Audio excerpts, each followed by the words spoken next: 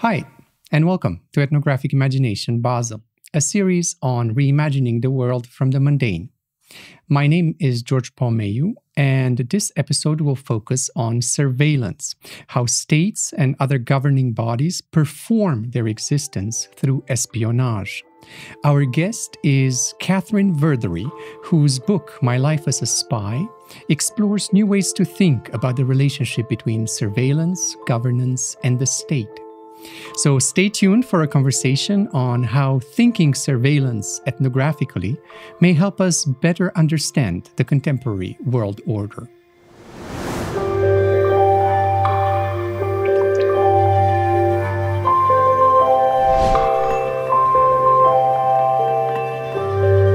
Catherine Verdery is Julian J. Studley Faculty Scholar and Distinguished Professor Emerita in the Department of Anthropology at the City University of New York. Her research has explored a vast set of topics, from property relations in agriculture and the political economy of social inequality and ethnic relations, to the socialist and post-socialist politics of cultures and regimes of governance, secrecy, and surveillance. Since 1973, she has carried out field research in Romania, where throughout the following decade, as we shall learn shortly, she has also become the subject of massive surveillance efforts by the secret police. Catherine Verdery is author of numerous books, including What Was Socialism and What Comes Next, published in 1996, The Political Lives of Dead Bodies, published in 1999, The Vanishing Hectare, Property and Value in Post-Socialist Transylvania, published in 2003, and Secrets and Truth, an ethnography in the archives of Romanian secret police, published in 1914. Our conversation will focus today on her recent book, My Life as a Spy, Investigations in the Secret Police File, published in 2018, a book that won the Victor Turner Prize in Ethnographic Writing. Catherine, we are delighted you accepted our invite to Ethnographic Imagination Basel. I'm very pleased to have been asked. It's a wonderful opportunity for me. Let us think now for a wider audience. How could we cover the basics here? How would we describe or define surveillance for somebody not as familiar with how anthropologists, for example, have approached it? Well, I have to say, I'm not sure that anthropologists have approached it all that much before me, because although other anthropologists have become aware that they were being watched by the, agencies of the government, most of them never got the evidence. So for me, surveillance, the kind of surveillance I'm talking about, is surveillance by police agencies or forces, in this case on behalf of the state government, which is trying to find out what a person is doing, or as we would say, is really doing, aside from what she says she's doing. And so their interest in me was to prove that I was in fact a spy rather than an anthropologist. And so they kept pretty close tabs on me, and I was completely unaware of all this. Every now and then somebody among my friends would say, oh, they're probably, listening to you in your room and things like that. And I would take this more or less at face value and think, well, people have these suspicions about their government and the suspicions are warranted, but I don't think it's likely. And then as time passed, I began to say, well, I think it is likely. So I would say that I'm not aware. Now, I haven't actually done a massive study, but I'm not aware that there's a sort of long-standing anthropology of surveillance. And the kind of surveillance that I mean here is some political force or police force watching us to find out what we are doing. Now, there may be other kinds of surveillance that people have in mind, but that's the kind I'm talking about. And so for me, the surveillance involved, as I found out by listening to my or reading my secret police file after the Ceausescu regime of Romania fell. They were interested in finding out, in proving to themselves that I was not an anthropologist, as I said I was, but I was really a spy. And what I was spying on was an open question. They were going to decide what it was that I was spying on. And I didn't help this by riding my motorbike straight into a military base fairly early in my time there. So they were very interested in following me after that, and making sure that I didn't talk to people that they thought were unreliable, let me put it that way, right. Or talk about subjects that were forbidden in some sense. So those are the kinds of things. So if we were to take a step back, I would ask, how did you start doing work in Romania? And you already mentioned the driving straight into a military base, which kind of points to how the horse surveillance started. Mm-hmm. This is in southern Transylvania, when you were probably looking for a field site. But right. It's this question: how did you start? How did you decide to work there? And how did then surveillance pick up on your presence? Mm-hmm.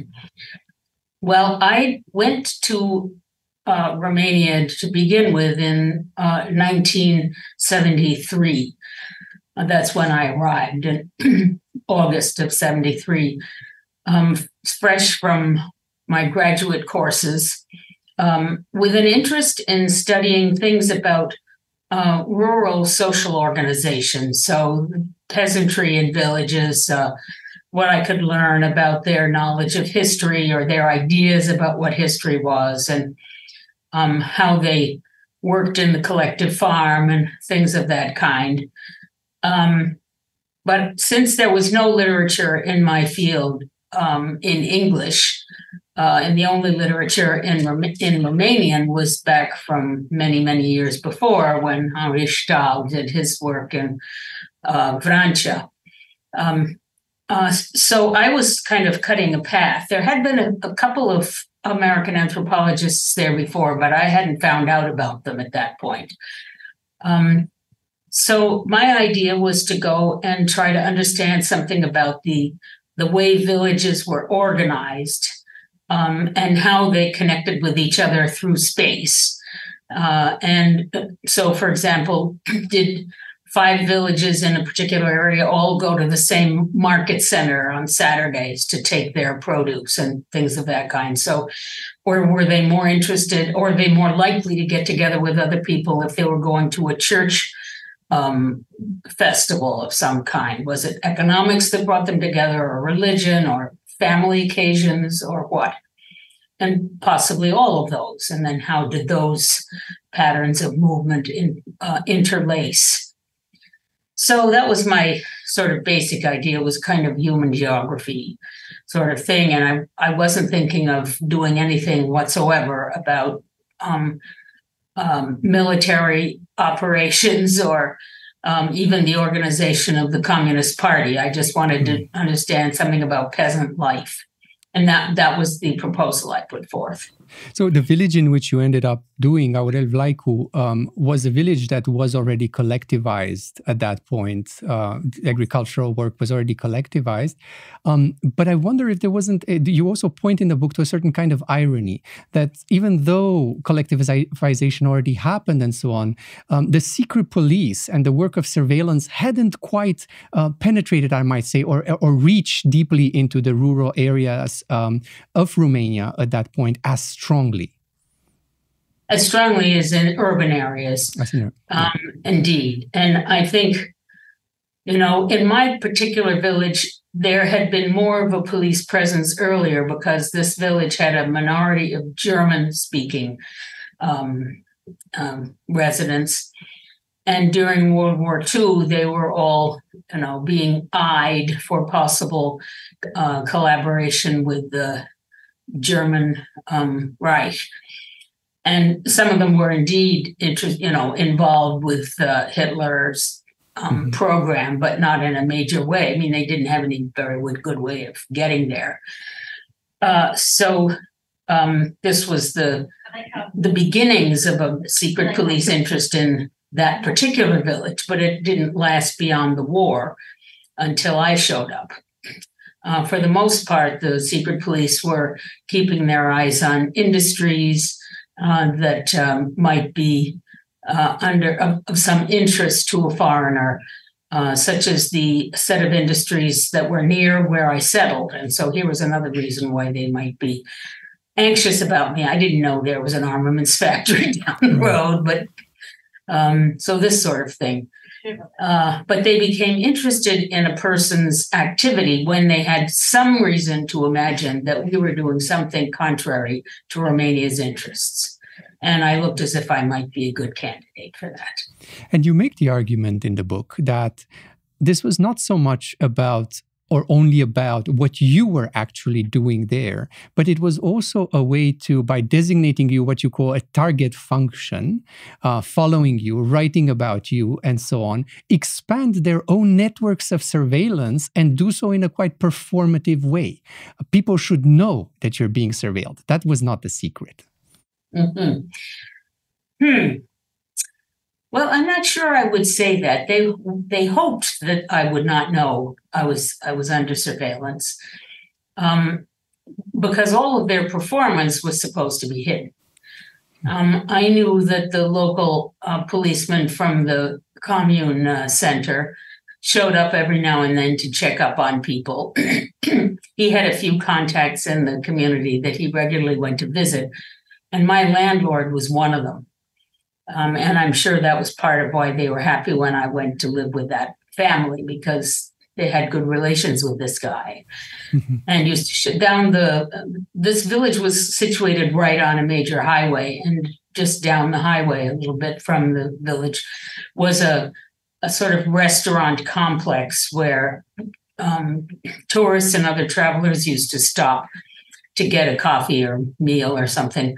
And the secret police people would call the person that they wanted to talk to for a little coffee or a little meal out at the highway. The name of the restaurant was Izvor, so they would say, "We'll meet you La Izvor." My landlord loved going to the Izvor, so he was thrilled to be invited to make some reports on me. Well, the target function was something that I proposed analytically. That was not something they thought of themselves as having. They just thought, they thought of me as having. They just knew that I was somebody they wanted to follow. Right. You describe at some point in the book the front room, the good room, as it were, of the house of your hosts in this village in the 1970s, the room in which you were living. And at which point you did not know that actually the secret police had gone through the room and taken photographs or copies of your field notes at some point. Is this something that you came to realize just when you began reading your own files, or is it something that you were suspecting at the time that you were doing your fieldwork? My, as we would say in anthropology, my default assumption, not just anthropology, that's plain old English, the assumption that I worked with in my research was that somebody was trying to keep track of me and I didn't really know how or through whom. And after I'd been there for a while, one or another of the people that I'd gotten friendly with would say, "Oh, did you notice the policeman was in the village the other day?" As if I was supposed to understand immediately what that meant. And it took me a while to realize that they were just, cueing me that somebody was paying attention to me. But other than that, I always assumed that I was going to be followed, but I wasn't going around looking for evidence because I thought that would mark me in some way. So I just went about my business doing what I thought I should be doing as an ethnographer in a village, and getting together with people in the village and having interviews and conversations with them and so on. And what the police were doing was not something I could control. Right. So just said, okay, this is happening. I'll just behave above board because I don't have anything to hide. So 3 decades after your first arrival in Hunedoara County in southern Transylvania, 3 decades after you first started doing research in Romania, you encountered yourself in the secret police files. Now we're talking about a post-socialist context. You encounter yourself in the secret police file, very well documented or created in a way. Tell us a bit about that encounter or sets of encounters, and what kinds of ideas and thoughts it prompted you into, especially around surveillance, in hindsight, in retrospect. Mm-hmm. My ability to see my file was entirely dependent on the revolution having happened in 1989. And then through a variety of politics that I wasn't particularly following at the time, they set up this organization, which was called in English, the National Council for the Study of the Securitate Archives. And this organization set up an office, and it got all of these enormous files that they găzduit is what they took care of. Yeah. And so it was specified in the organizational statement of this CNSAS, CNSAS, that's the name of the organization, that foreigners had permission to look for their files just as any Romanian citizen did. And in fact, there was a whole a volume about, I'd say, this thick, maybe more than that, with line after line, the names of people who had been followed at different times, and then an indication of where their file began, so that it was possible to find yourself in this index and request the pages that were in there as your file. So I did that, and it came out about this high, very, very large stack of files. And I sat down and I really had no idea what I was going to do with this. I never had the thought that I was going to write a book about my file, but I just wanted to see what they were up to and how closely I'd been watched. So I was pretty astounded to find that I had been watched way more than I had imagined, and that they were doing everything they could to get as much information as they possibly might get their hands on. So I read the whole thing, and I was in a state of terrible anxiety and upset when I finally went through it. And after a little while, several months, I was talking with some friends, and they said, "Oh, well, you should write a book about this." So I said, "Oh, okay." That's one way of kind of trying to come to terms with the beast that's in the background. Right.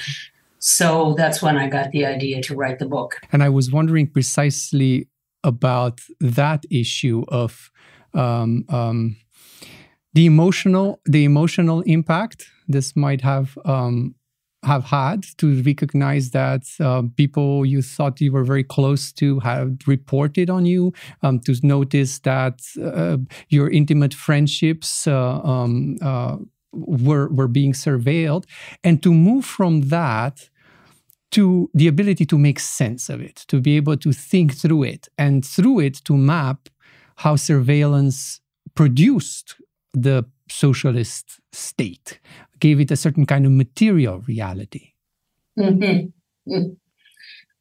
Well, it began with the materiality of the file itself. So I read through the whole thing, all these pages, and the first time I read through it, I was practically paralyzed with astonishment. because I had no idea that they'd been quite so close on my heels so much of the time, and that so many of the people I knew had been giving reports. And it took quite a lot of time.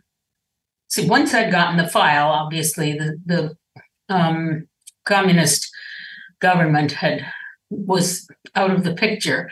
And so various friends that I had gotten close to during the period between my fieldwork 73 and the collapse of the regime in 1989, I made friends and kept up friendships and gone back there several times and so on. So I began having conversations with these people, and I would say, if it was somebody that had reported on me, I would say, well, I've been looking at my file and I see that you were asked to report on me. And so can we talk about that?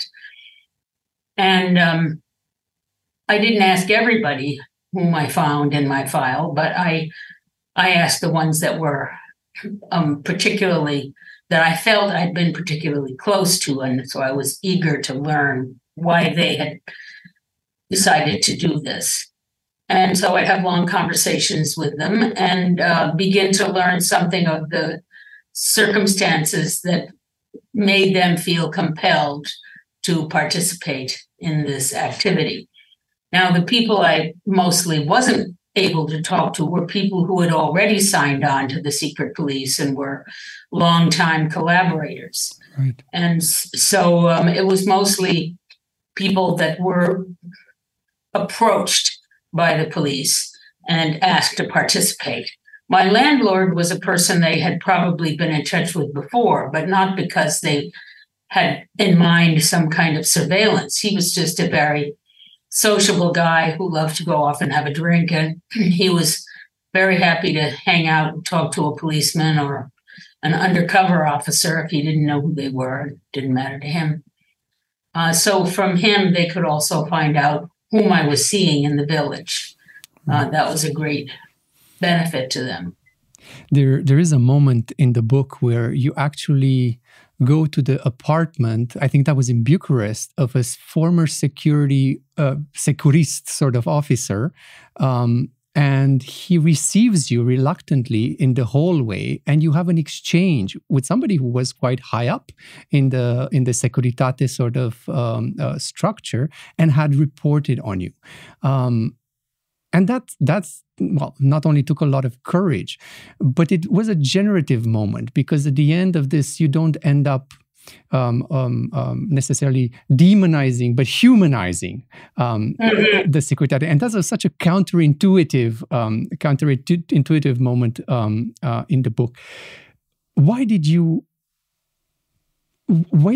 feel the need to interact with these people, as you said before, who reported on you, who surveilled your presence? Well, I was writing a book about my relationship with the secret police as a researcher, and I talked to friends who'd reported and other friends who had just been aware of this aspect of their previous political environment and wanted to discuss it in a sort of general way. But I thought, I'm an anthropologist. Our mandate is try to talk to as many people as you can. And anybody that you think has some connection with the subject of your work is fair game. Right. So I figured I would see, it was just an idea that I had no reason to think would bear fruit. I would try to find some of these people. And it was easy enough to come up with their names from the file because they were in there with their real signatures on reports that they made and so on. So at the time I was working in the office there, they had, a large roster of people who'd worked for the police at the time of my research in the archive. They hadn't identified everybody, but they were working on it, and you could find out from looking at the lists that they had who your officer was and whether he had whether his real name was in there and an address for where he lived and so on. So I took advantage of that, and I looked up for Hunedoara County who were the officers that had been in charge of my case and whom I could find, say, in a telephone book or in some other manner, that I might be able to talk to. So I figured I would just start. I don't even remember how I got the address of this guy, the first guy I went to. But I did. And a friend of mine who knew a lot about life in Eastern Europe and research and so on had said to me, "Oh, just take him a flower." And so I said, "Oh, that sounds like a good idea." So I got him a whole bouquet. And it took me a while to locate his actual apartment because they didn't have every detail in the books in the archive. But I did, and I just rang his buzzer, and he comes on, and he says yes or something, and I say, "I have some flowers for you," and he says, "Okay, come on up."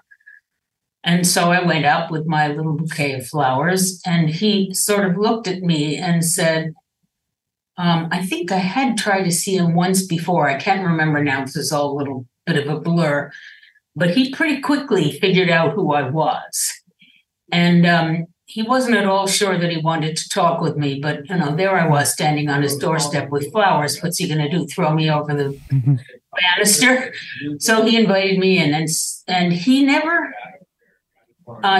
actually sat me down and offered me coffee or, the way Romanians usually do. You come to somebody's house, they give you a seat and they offer you food or something to drink. And so he didn't do that. We were standing up almost the entire time. Right. And we just started to talk, but he was very standoffish at the beginning. And I worked extremely hard to be likable and friendly and to make clear that I was not there to point the finger or ask him any uncomfortable questions. And so we talked for quite a while. I don't remember now how long, and he said at the end of that visit, he said, "Come again." So I did try to see him again, but then he refused. He apparently talked to his kids, or his wife was present for most of this, but talked to somebody else who said, "Don't get in touch with that person anymore." So he was off limits. So for many years after the revolution of 1989, dealing with the legacies of the secret police of Securitate, its informants and collaborators, has been some sort of a daily preoccupation for Romanians. And having come of age in Romania in the 1990s, I remember myself that was a daily staple. The way in which after 89, this kind of desire to know who collaborated with the Securitate and who didn't came to permeate the life of Romanians, but perhaps also other post-socialist societies.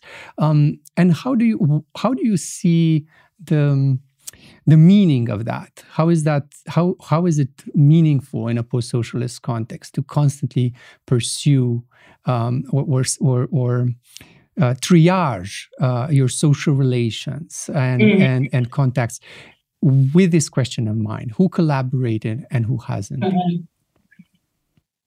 Well, it seemed absolutely natural to me, but that was because I too had been spied on. So, but I think for many people, there had been quite a lot about the communist regime that had remained invisible to most of the population.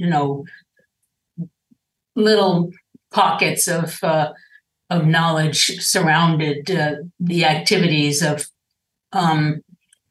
at the county capital, for example, where there were more of these folks running around. But in general, my experience, especially in the cities, was that during the previous years, I had often had people shushing me in their house or putting a pillow or a blanket over their telephone This was very common because they all believed that the listening was happening through their phone, and they wanted to make it difficult.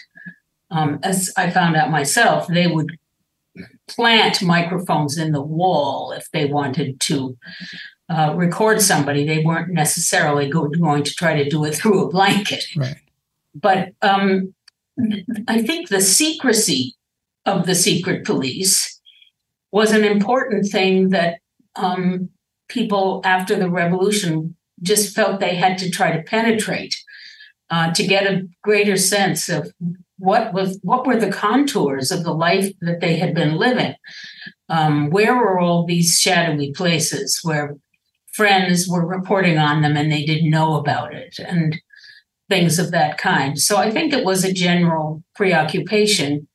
And the friends that I talked with myself after 89 didn't seem to find my concern or my interest puzzling at all. It seemed to make a lot of sense to them. Right.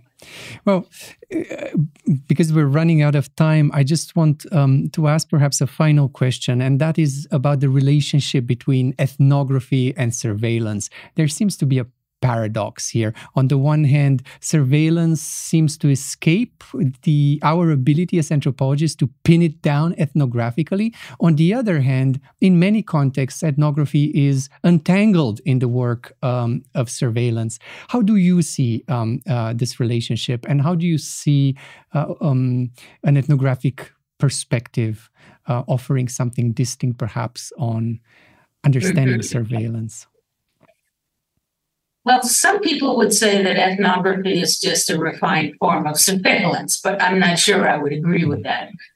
I mean, an ethnographer wants to understand what he or she is seeing or hearing all around, and then ask people, well, why is this happening and what's going on over there? And so that can be seen as a form of surveillance, but I think the intention is part of what distinguishes the two forms, because, well, maybe it doesn't, because our goal as ethnographers is to try to learn something about the situations that we're in or the places that we spend time in. And their goal as secret police is to learn something about what we're doing there. So watching is an important component of both of those activities. Right.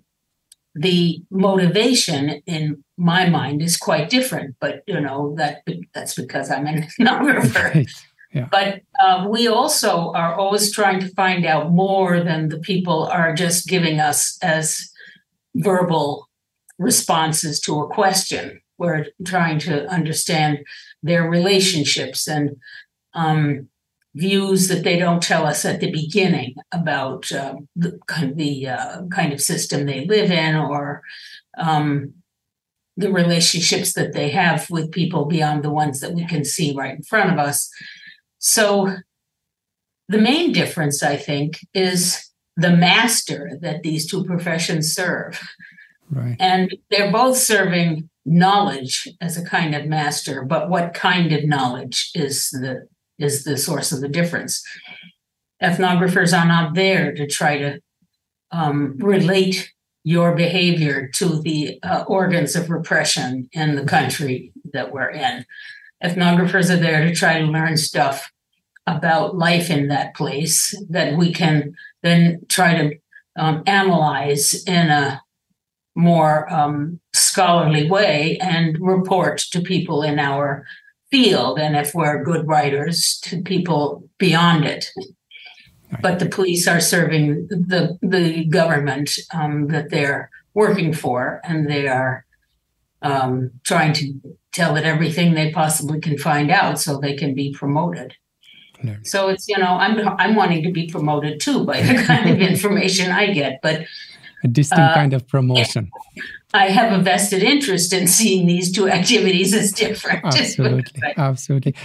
I want to remind our audience that if they're interested to learn more about the topics we discussed in this episode, they should check out your book, My Life as a Spy. And Catherine, I want to thank you very much for your time and insightful conversation. And we look forward to continuing to read your inspiring work. Thank you very much, George. It's been a pleasure talking with you.